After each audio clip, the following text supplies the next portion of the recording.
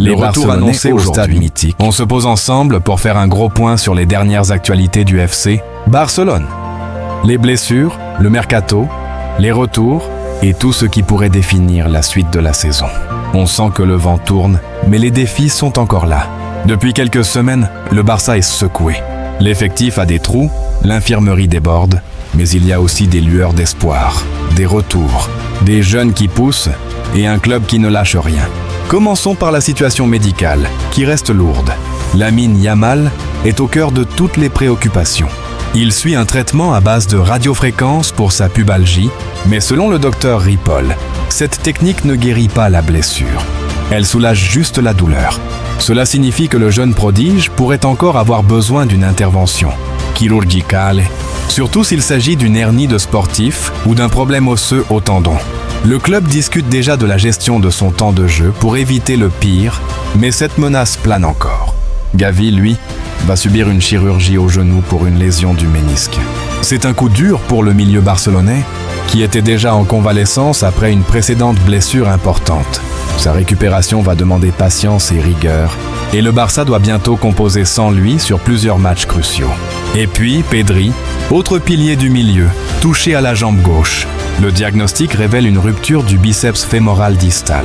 Il sera absent pendant au moins 1 mois et demi, ce qui le prive d'un bon nombre de rencontres importantes.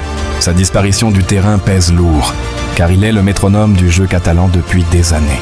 La crise de l'infirmerie n'est pas qu'une question de joueurs, c'est une alarme. Certains médias parlent d'un Barça qui se brise, avec plus de 30% de l'effectif temporairement indisponible. Et rien que ça change totalement la dynamique du groupe. Mais il y a du positif. Selon les derniers comptes rendus médicaux, l'infirmerie se vide progressivement.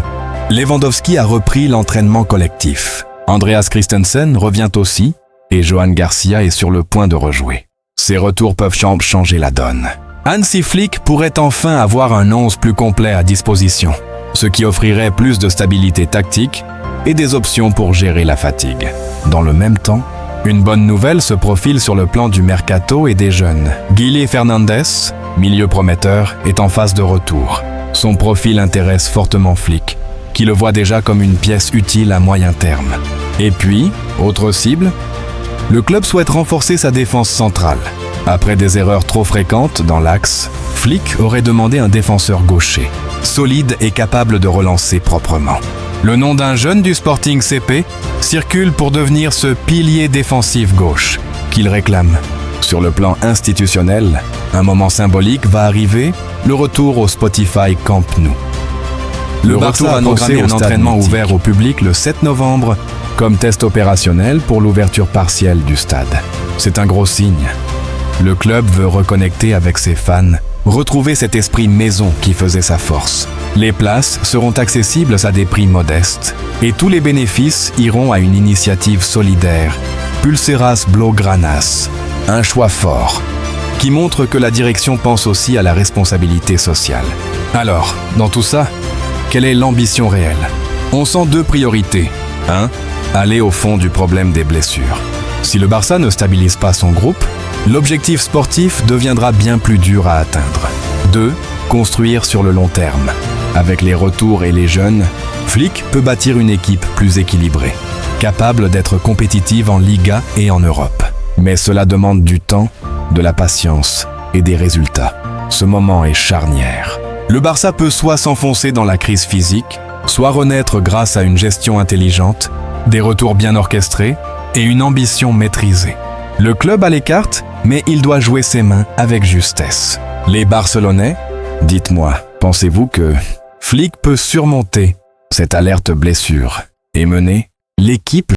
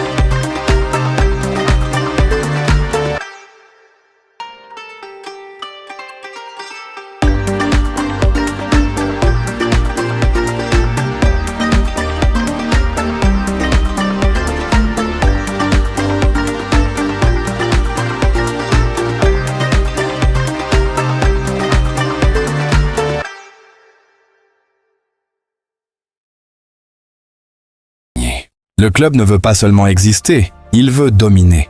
Cependant, derrière l'envie, il y a la réalité. Le Barça est encore fragilisé par les finances, par certaines absences, par ce besoin de plus de régularité, plus de force collective. Et vous, culé? Vous le sentez? Cette flamme, ce frisson, ce retour en force, le Barça travaille, se prépare et refait parler de lui. On ne va pas répéter qu'il faut redevenir grand. Non. On va dire, le Barça est sur le point d'être à nouveau ce qu'il mérite. Si tu n'es pas encore abonné, fais-le. Rejoins la communauté. Parce que ce voyage, on le fait ensemble. Et tant que la passion sera là, le Barça vivra haut, Visca Barça.